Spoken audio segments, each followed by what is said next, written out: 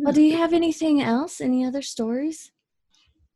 Do I have any other stories? Yeah. Anything burning that you need to say, Anything or should I ask? I want to ask what was behind door number one, behind because door that number one? because you said the word shenanigans and that just intrigued me. Okay, so let's see. Door number one.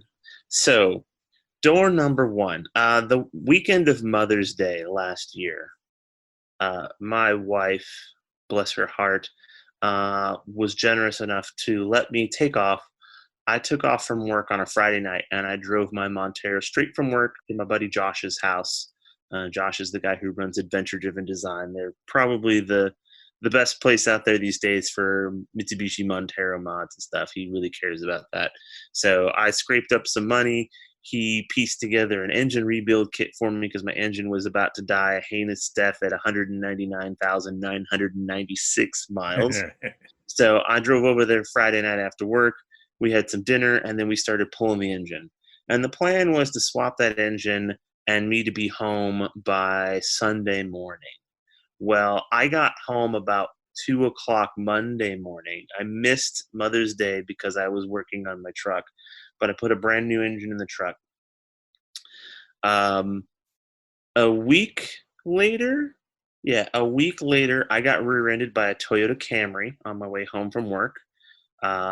That Camry is probably a dishwasher or two by now. The Montero has not had any repairs other than a new seat.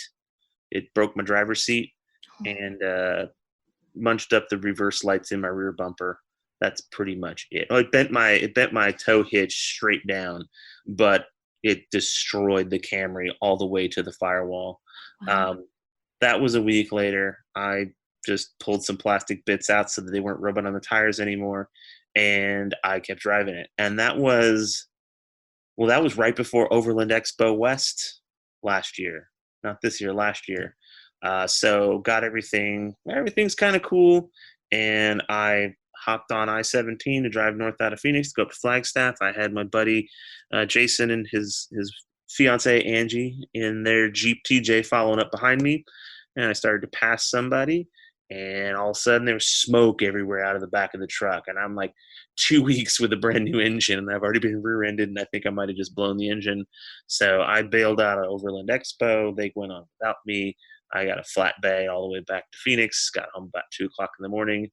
Next morning, turned out that when we had reconnected the transmission cooler as part of removing the radiator for the engine swap, we probably could have checked the transmission fluid a couple more times because it turned out that I was about 2 quarts high on the transmission. And when the truck downshifted into second to pass somebody at 70 uphill, I was just puking overflow onto the exhaust pipe and the catalytic converter, and I would have been fine. But the funny part about that is that 2 consecutive or 3 consecutive weeks after putting a brand new engine in, I had these major catastrophic events happen. And those two situations that happened after, both times when those happened, I was listening to a podcast that was hosted by the CEO for the marketing agency that I used to work at before my current job. So I was kind of listening to a friend talk, and I was like, I can't listen to your podcast anymore because every time I put you on, something horrible happens to my truck. And Oh. and he, of course, he just took it in play and said, well, that's what happens when you drive an old 4Runner, because he knows it's a Mitsubishi. He just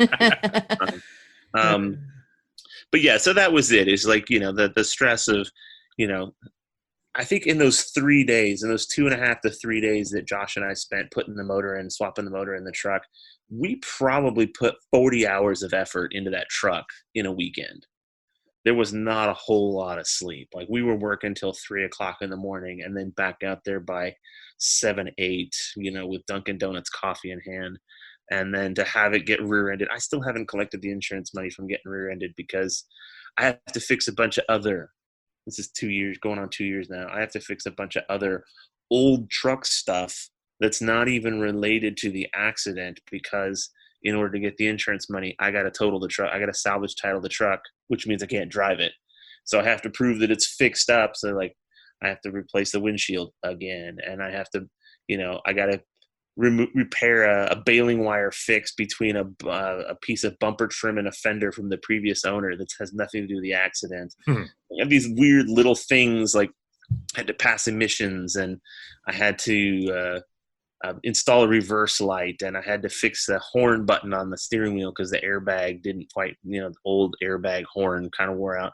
All these weird little projects I've got to do, but between starting the Gearhead Project and having, my wife, we were dealing with cancer the last 2 years. She's all better now, but like we've got serious family health issues and a full-time job and a 6-year-old and starting a side business.